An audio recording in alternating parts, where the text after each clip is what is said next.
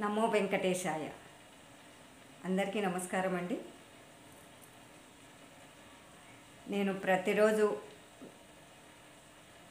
Exercise, ముద్రలు, ఆసనాల వీడియోలు అయితే పెడుతున్నాను. అందులో మోటివేషన్ వీడియోలు కూడా నేను అప్పుడప్పుడు చేస్తూ ఉన్నాను. మోటివేషన్ అంటే ప్రతి ఒక్కరికి అవసరమైంది.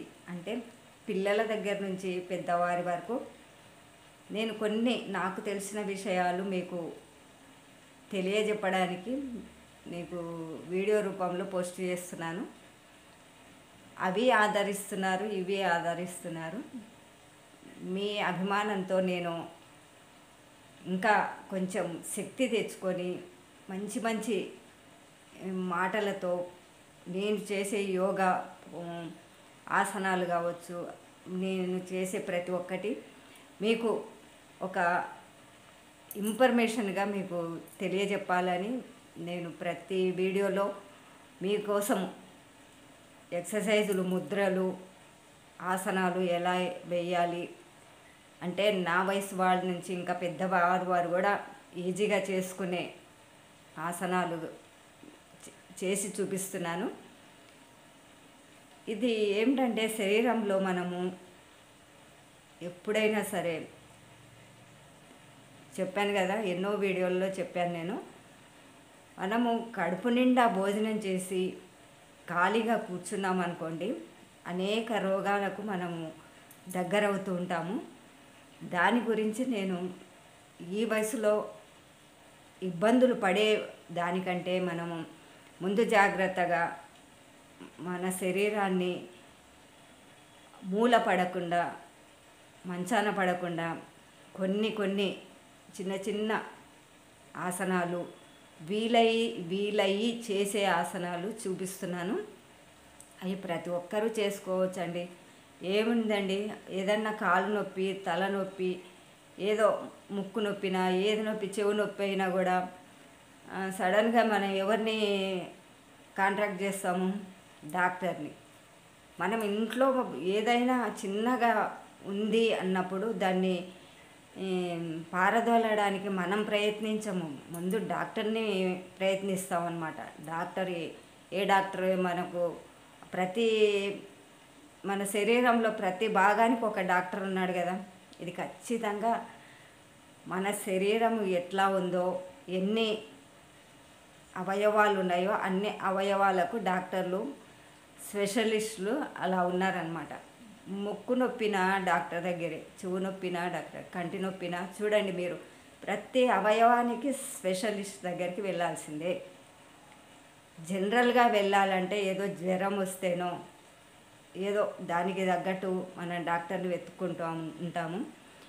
కానీ మన వయసు అంటే నాకంటే పెద్దవారైనా, నాకంటే ఇంకా చిన్నవారైనా కూడా కొన్ని ఇంట్లోనే మనం ఆసనాలతో వ్యాయామం చేసి మనం ఈజీగా దాన్ని తరిమేయవచ్చని నేను అనుకుంటున్నాను. ఎందుకంటే నేను ఏదైనా నా శరీరంలో కొంచెం ఏ పార్ట్స్ ఇబ్బంది ఉన్నా కూడా నాకు తెలిసిన ముద్రలు, ఆసనాలు వేసి నేను కొంచెం రిలీఫ్ చేసుకుంటున్నాను.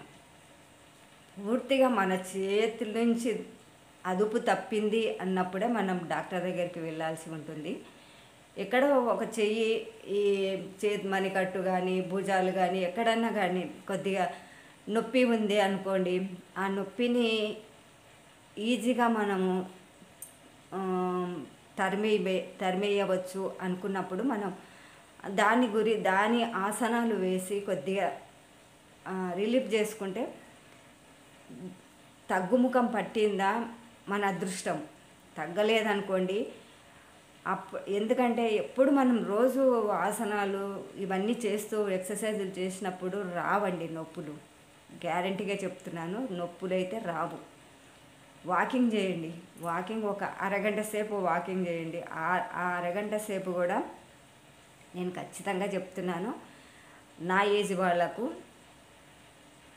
పిల్లలకైనా సరే, యంగ్ పిల్లలకైనా సరే, మనం ఒక అరగంట ఎక్సర్సైజ్ వాకింగ్ పెట్టుకున్నామనుకోండి, అరగంటలో మీరు 15 నిమిషాలు స్పీడ్గా వాకింగ్ చేయండి.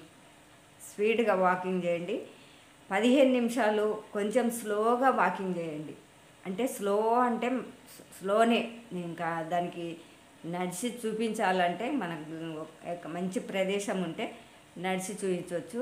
స్పీడ్గా మీకు ఎంత స్పీడ్ వస్తుందో అంత స్పీడ్ 15 నిమిషాలు చేయండి. 15 నిమిషాలు కొద్దిగా స్లోగా ముందు 15 నిమిషాలు ఎట్లా చేసామో దాంట్లో సగం భాగము స్లోగా చేయండి. ఆ స్లోగా చేసిన దాంట్లో కూడా 15 నిమిషాల్లో ఇంకా సగము నడుచుకుంటూ చేయండి. నడక అన్నమాట, స్పీడ్ నడక అంటారు చూడండి, ఆ స్పీడ్ నడకను ప్రయత్నించండి.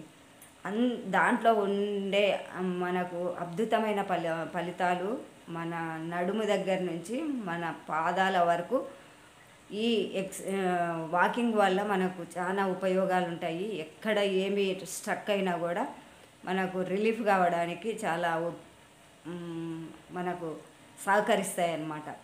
ఇలా వాకింగ్ వల్ల చాలా అద్భుతమైన ఫలితాలు దక్కుతాయి. ఇంట్లో పని చేస్తే మాత్రం, ఇంట్లో పని చేశాము, వాకింగ్ అవసరం లేదు, ఉదయం నుంచి రాత్రి వరకు ఏదో ఒక పని చేస్తూనే ఉంటాం కదా అనేది అది పొరపాటండి.